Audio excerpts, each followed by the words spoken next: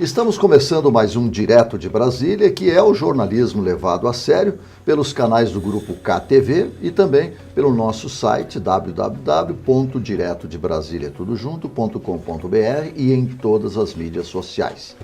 E hoje nós temos um assunto que diz muito respeito à pujança do Brasil, às possibilidades do Brasil, à grandeza do Brasil.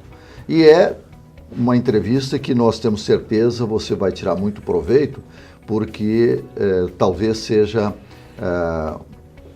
uma das maiores referências do nosso país, a Embrapa.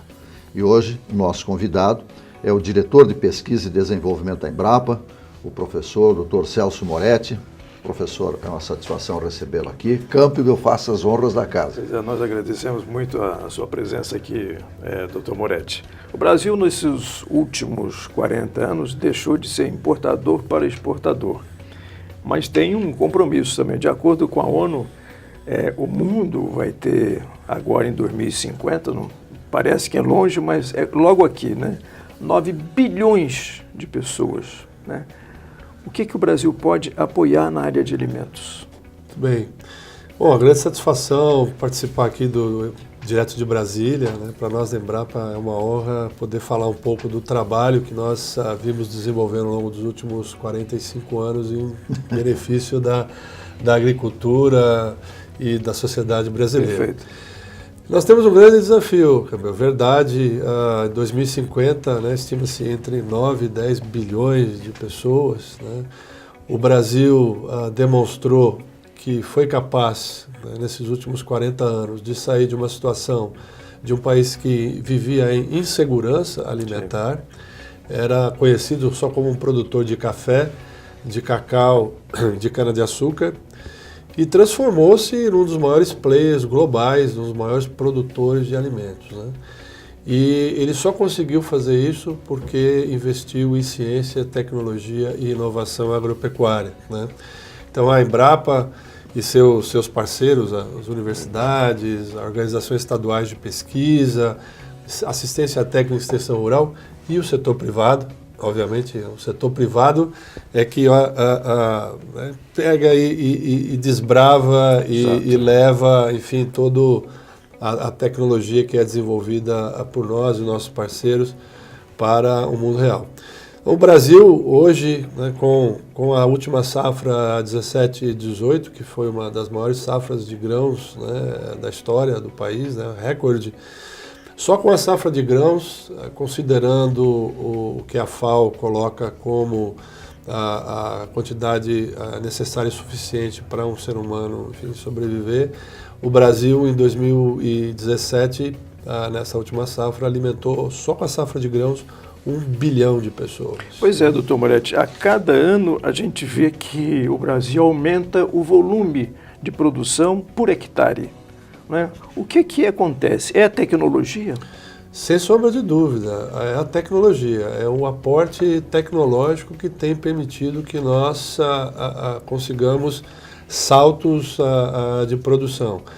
Então, desde o manejo, né, cultural, né, desde dos programas de melhoramento genético, que permitem que as variedades se adaptem a condições diferenciadas e diversas de clima. E aí acho que o Brasil deu exemplo para o mundo todo quando mostrou que era possível produzir nos trópicos, né? Lá atrás, quando nós começamos, e eu costumo dizer, essa saga da agricultura e da pecuária brasileira, nós não tínhamos um modelo a copiar, né?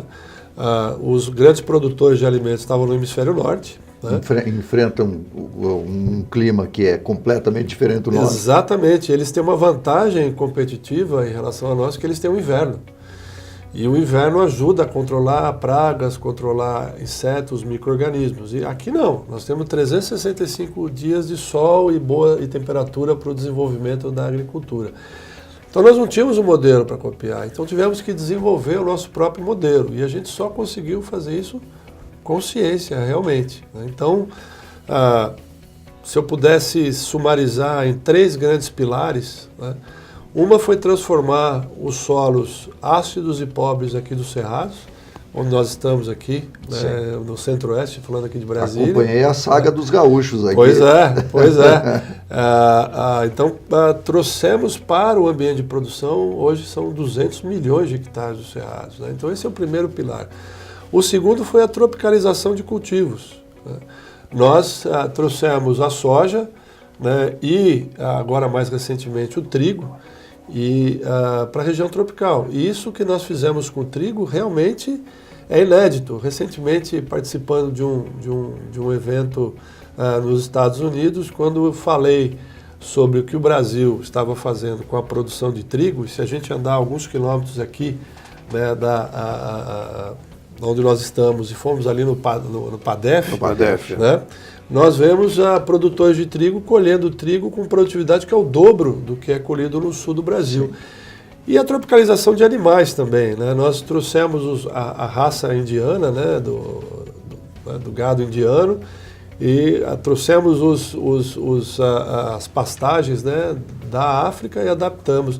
E por último, uma plataforma sustentável de desenvolvimento, né? Agricultura de baixo carbono, a fixação biológica de nitrogênio. Então são 3 pilares que estão por trás aí desse desenvolvimento. Eu gostaria até de que o senhor nos explicasse com um pouquinho mais, né, de detalhes, porque o Brasil, a agricultura brasileira utiliza 7% do território nacional. Quer dizer, tanto que nós temos para expandir. Isso é possível? Sem dúvida. Isso é um ponto interessante que você traz, né? Durante muito tempo, né, foi apontado o dedo para o Brasil, né, e falou assim, olha, vocês produzem, mas são predadores do meio ambiente. Devastação. Né? Vocês destroem o meio ambiente, né, para produzir. E durante algum tempo, acho que nós ficamos nas cordas, né, apanhando, e agora, em função do trabalho desenvolvido pela Embrapa, uma das nossas unidades, que é a Embrapa Territorial, lá em Campinas, eles fizeram toda a análise do cadastro ambiental rural, né? Então eles fizeram, a gente está vivendo uma época, né, do Big Data, né, de grandes massas de dados, né? Então eles fizeram o download, né, baixaram todos os dados do cadastro ambiental rural, analisaram e chegaram a conclusões fantásticas. Uma é que nós utilizamos só 7,8% do território para produzir essa quantidade fantástica de grãos. Outra, que protegemos 66,3% do território brasileiro na forma de matas e florestas nativas, né? Isso equivale, e acho que é bom colocar aqui para o pessoal que está acompanhando direto de Brasília, né? A gente está no ambiente urbano, né? Às vezes as pessoas não sabem, né? Sim. Isso equivale a toda a superfície da União Europeia, né? Ou seja, mais de 500 milhões de hectares, né? Preservados e protegidos no território brasileiro. E desses 66,3%, 25% estão protegidos dentro das propriedades rurais. Então, o produtor rural, ele presta um serviço ambiental e ecossistêmico para o Brasil, para a sociedade brasileira, que não tem paralelo em nenhum outro lugar do mundo.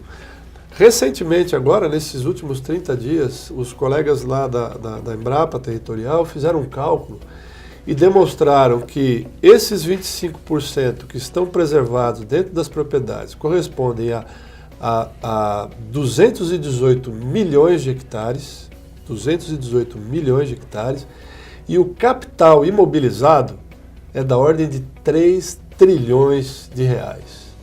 Então são 3 trilhões de reais de capital imobilizado que, se eles estivessem utilizando aquela área para produzir, geraria de renda e receita para o país.